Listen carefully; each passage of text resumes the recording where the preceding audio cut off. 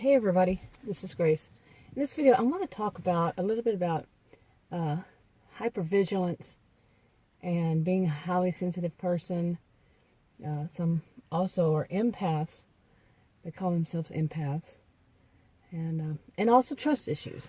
Now, I made some notes on this, and it could have been years ago.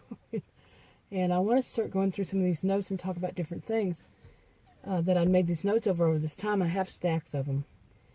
And I've done videos about highly sensitive people before.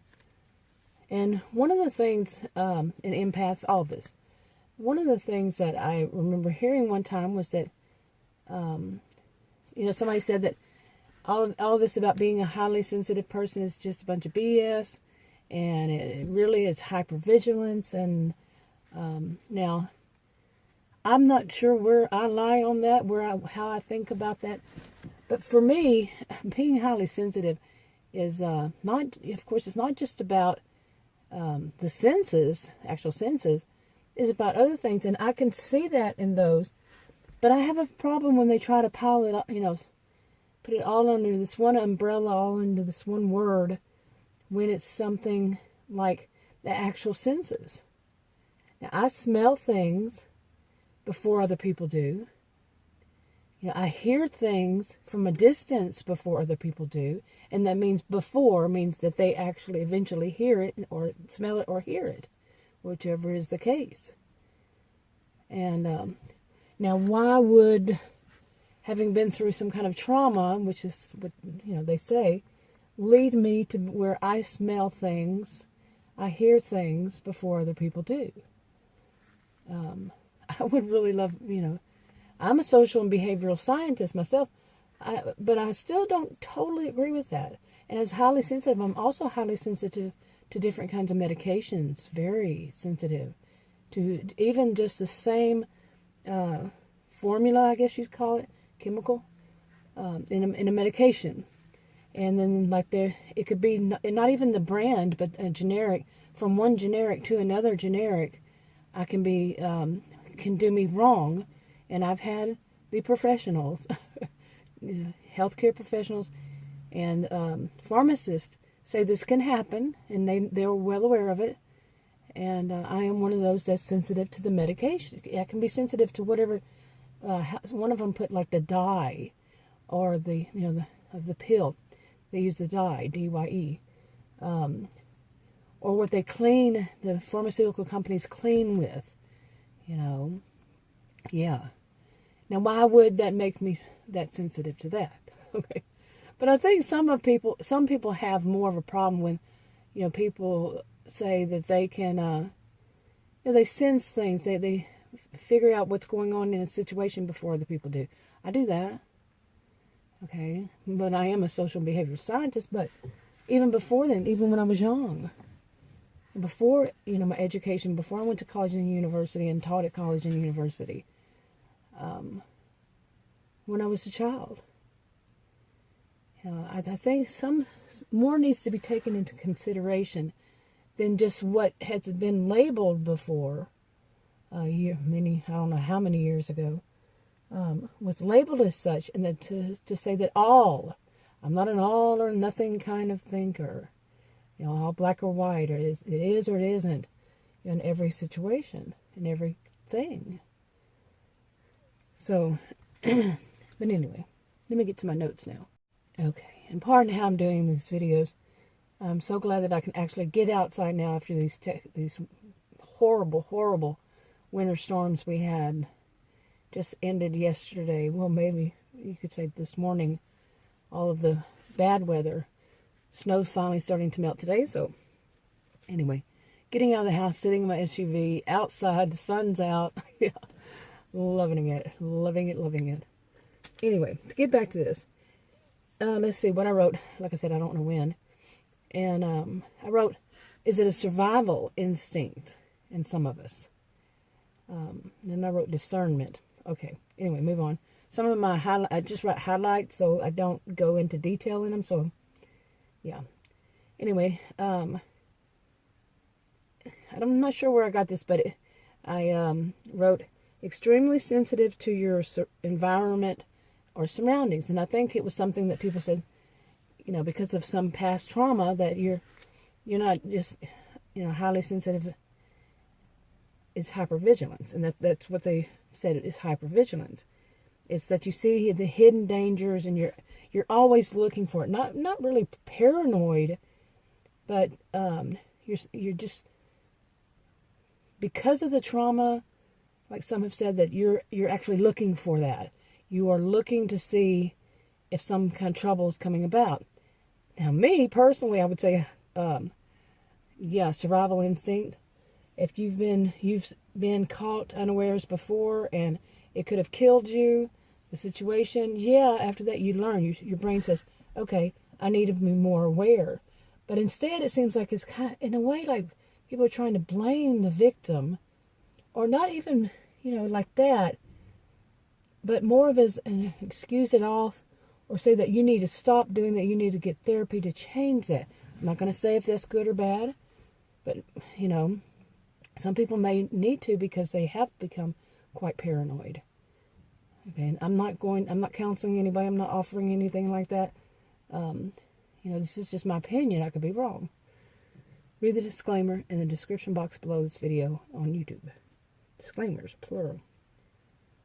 Okay, but wherever it was that I read this, after this I started writing them down because I know how long it takes me to get back to stuff. But I wrote hidden dangers, seeing the hidden dangers in your environment or surroundings, and far too often they're not real.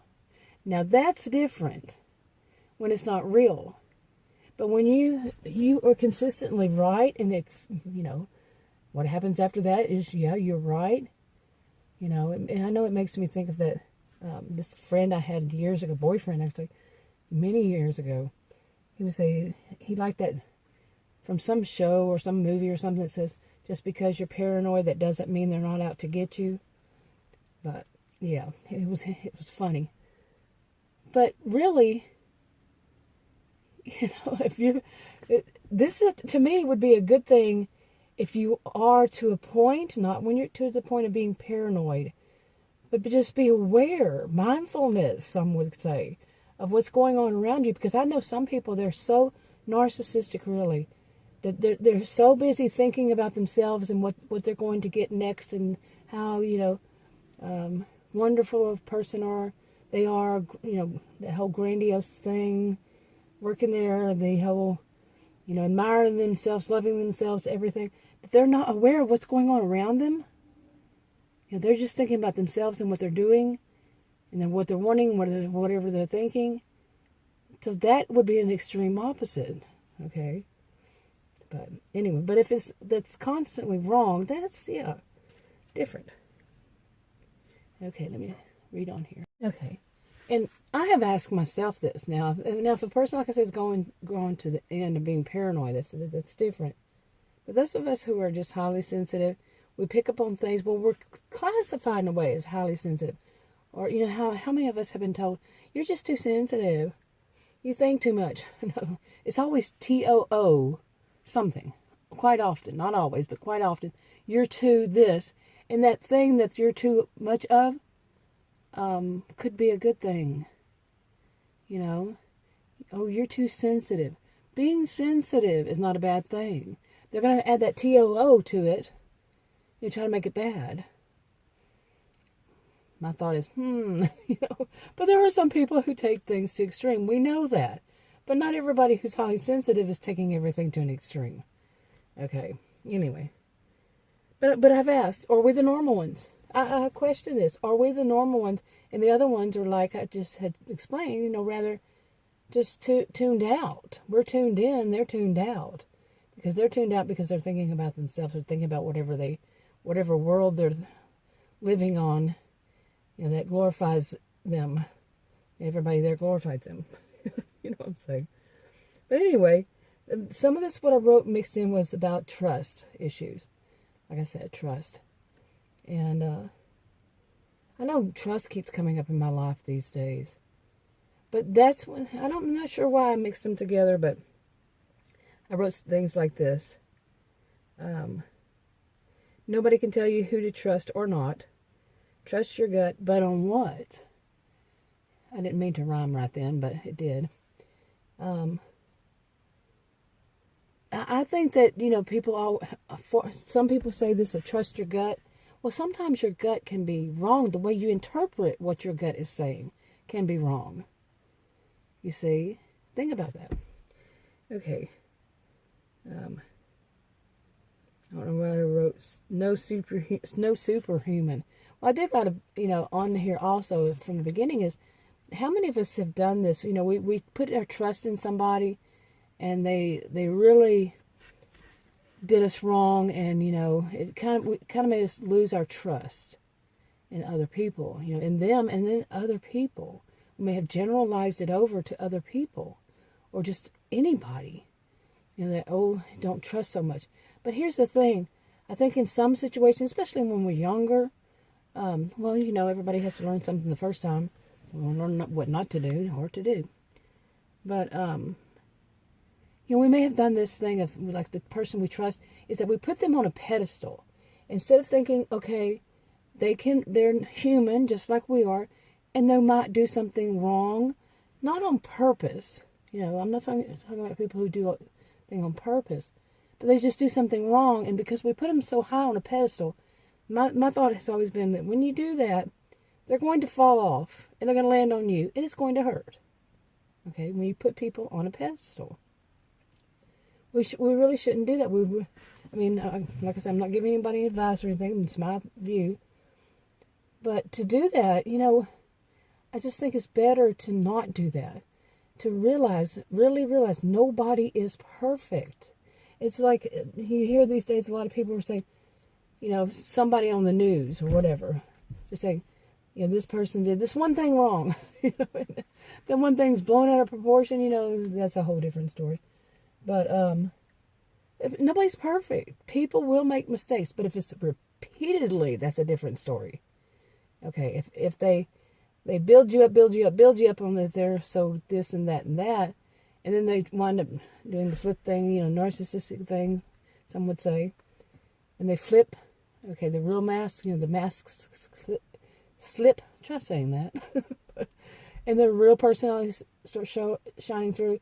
And they keep making these, some would say mistakes or errors, or just doing abusive things, doing people wrong, whatever it is. That's different. But if it's one mistake, why would we jump on it? Do we have that person too high up? Or is it that we want to take that person down in the first place? Some people do that. So they wait for that person to make one little mistake and blow it out of proportion. I've been there through that myself. Nobody, that would mean somebody's either putting me on a pedestal or they're trying to tear me down. So they can, like narcissistic people I've known like to do, is that, they want to tear somebody down so they can step on top of them, and then they shine. You see what I'm saying? Yeah. But anyway, that was what my thoughts are on this is, let's not do this. Let's realize people are human. We aren't perfect. Nobody is. People make mistakes, errors. See? So, if they've done something once wrong, should that lead you to never trust them again? Depends on what it is, for one thing. But, it could be, there is this, like a spectrum. It's not going to be, all of it's got to be all bad. I don't like people who think all, nothing, none, never, always, those kind of things. But I don't like when people do that. But, to each their own, how they see it and what they're going to do about it. Anyway, let me move on here. Oh, it's funny. Let me move on here. Okay. Let's see. Stop. I wrote this. Now, I'm not giving any advice, but this is just what I wrote. To stop looking for someone to admire. I think that's a big thing. And a lot of people is that many of us may not in everybody. None of this is everybody. One size doesn't fit all. But some of us never really had much of a role model. And in some ways, when we're young, we need somebody that helps to guide us. And even when you're older, okay, like when you're going off to college, or you're not going off to college, you're looking for a job, whatever, or when you graduate college and you look for a job, job. You see what I'm saying? We kind of like need somebody through the earlier stages in life and maybe even later on, like I said. But if we're looking for someone that we can admire, that's like an extreme. You know, take them from just somebody who has been through whatever we're going through or what are we about to go through, and have somebody like a mentor to, you know, help guide us, or maybe even a counselor to help us to move in a direction that we need to move to. We think we need to go to something like this. But for some, I want to keep having idols. Yeah, it's not good. There's somebody to admire or some people to admire. That can lead to all kinds of problems. Let's see. I wrote, everyone has flaws. Nobody's perfect. They're not perfect. You know, don't judge by one instance. You know, are you going to go around not giving any second chances to anybody? It really depends on what they did.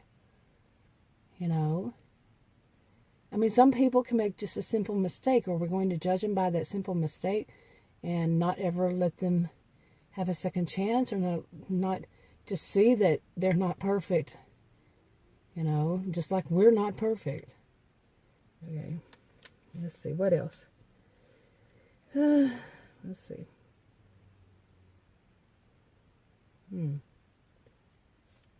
I don't know. I can even read that. I wrote it so small at the bottom. But yeah, I think you get the gist of what I'm saying. And going with my flow. But yeah. I mean, I don't know where how I want to see that as far as the highly sensitive. And empaths is a bit different, but I'm not the type to think of things as some kind of like, it's a magical thing that's happened.